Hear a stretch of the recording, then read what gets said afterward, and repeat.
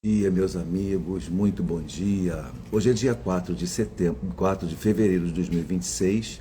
Estamos iniciando a quarta-feira e a nossa conversa fraterna. Hoje eu vou precisar ser breve, porque eu tenho um compromisso às 9 horas no tribunal. Não vou poder ficar aqui um pouco mais tranquilidade com vocês. Preciso fazer a leitura e só estou aqui realmente para a gente não perder essa oportunidade de estar juntos.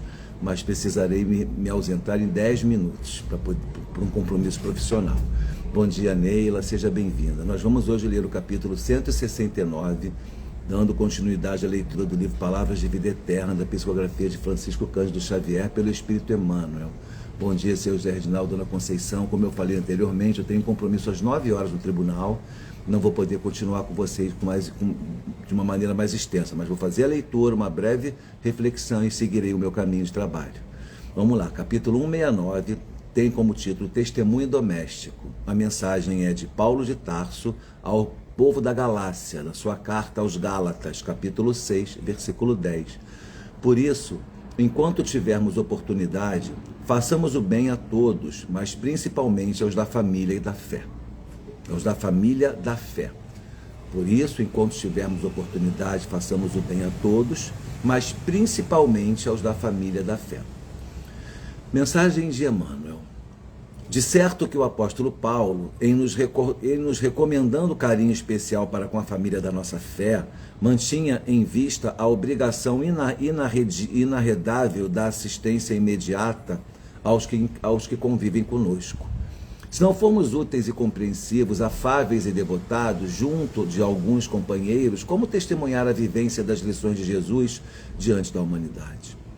Admitimos, porém, à luz da doutrina espírita, que o aviso apostólico se reveste de significação mais profunda. É que entre os nossos domésticos estão particularmente os laços de existências passadas, muitos deles reclamando reajuste e limpeza. Na equipe dos familiares do dia a dia formam comumente aqueles espíritos que, por força de nossos compromissos do pretérito, nos fiscalizam críticas, advertem e experimentam. Sempre fácil dar boa impressão a quem não prive intimamente conosco. Num gesto ou numa frase, arrancamos de improviso o aplauso ou a admiração de quantos nos encontram exclusivamente na paisagem escovada dos atos sociais. É fácil ser bonito, ser bom para os que estão de fora e não conhecem a gente na intimidade. Diante dos amigos que se despedem de nós depois de uma solenidade ou de qualquer encontro formal, nada difícil cairmos desastradamente sob a hipnose da lisonja, com que se pretende exagerar as nossas virtudes de superfície. Examinemos, contudo, as nossas conquistas morais, demonstrando-as perante aqueles que nos conhecem os pontos fracos.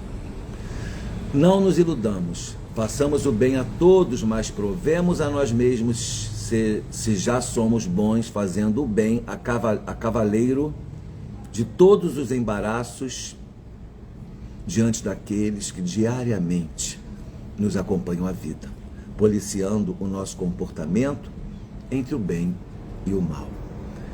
Mais uma vez, a doutrina espírita, a reflexão nos convidam a pensar nas nossas atitudes diante do próximo e sempre, primeiramente, diante do mais próximo, dos nossos irmãos de caminhada familiar, aqueles que estão no nosso núcleo, filhos, marido, esposa, pai, mãe, os companheiros de fé, aqueles que estão conosco nas nossas lides espíritas ou religiosas ou doutrinárias, sejam lá quais forem, porque quando a gente cria uma intimidade com alguém, meus amigos, as máscaras caem.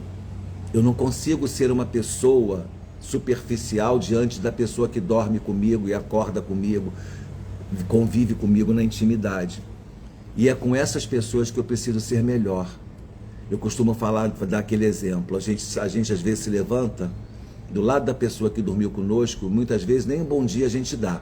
Já fala alguma coisa trivial, levantei, estou atrasado, em vez de dizer bom dia, meu amor, você fala, se levanta da cama, não dá um bom dia, não dá aquela atenção inicial àquela pessoa, gentilmente, mas quando você desce no seu prédio, passa pela portaria, você dá bom dia ao porteiro, que é uma ao povo da Galácia, a carta de Paulo aos Gálatas que ele orienta, ele sugere que a gente tenha, que nós façamos o bem a todos aqueles, primeiramente a família espiritual, a família da fé, porque ele ali está reunindo a família da fé, mas aí Emmanuel pega também e coloca isso, vai mais além da família da fé, a família consanguínea, e ressaltando que nós precisamos ter em mente que aquelas pessoas que estão conosco na caminhada, aquelas pessoas que vieram programadas a caminhar conosco no nosso projeto reencarnatório, são as que nós mais precisamos resgatar na nossa vida.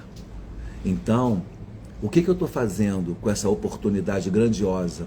E é mais difícil, meus amigos, a gente conseguir essa relação com a pessoa próxima, porque o nosso mais próximo, ele pode nos dizer coisas duras, e a gente às vezes não vai aceitar o que é dito, né? A pessoa vai dizer, mas você foi egoísta, mas você foi orgulhoso. Quem é você para falar isso para mim? Você vai receber isso à conta de uma crítica, porque o seu orgulho e a sua vaidade não vão permitir que você humildemente receba aquilo como uma construção, e sim como uma crítica nociva, e aí você vai ter uma crise com aquela pessoa.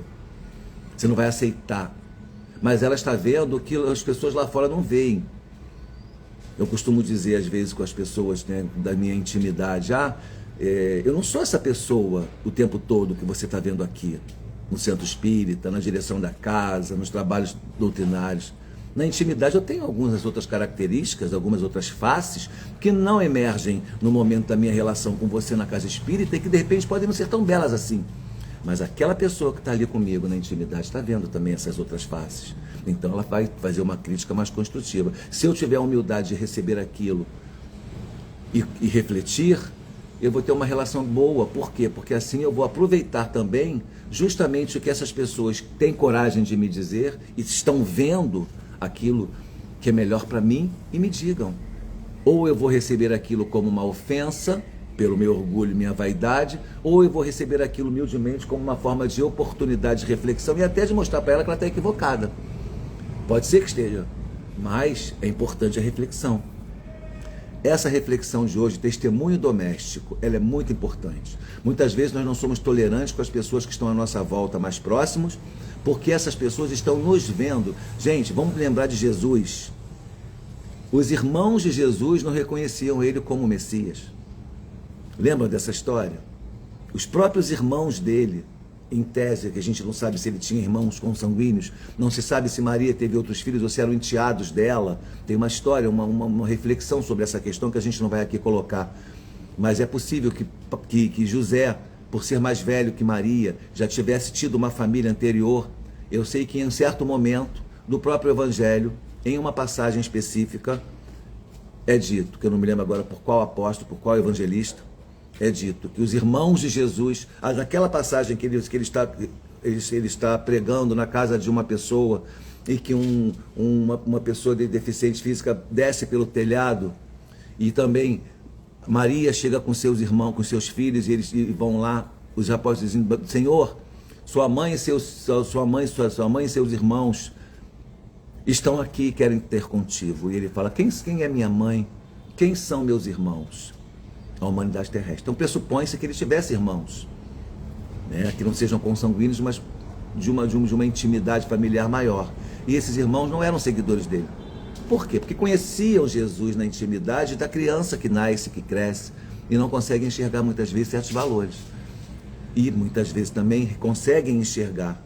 E talvez por não enxergarem a divindade, tivessem a capacidade de ver alguma outra coisa, não no caso de Jesus, porque ele tinha a perfeição ali já completa, mas entre nós, aqueles que estão na nossa intimidade, de repente conseguem enxergar coisas que os nossos amigos lá de fora não conseguem.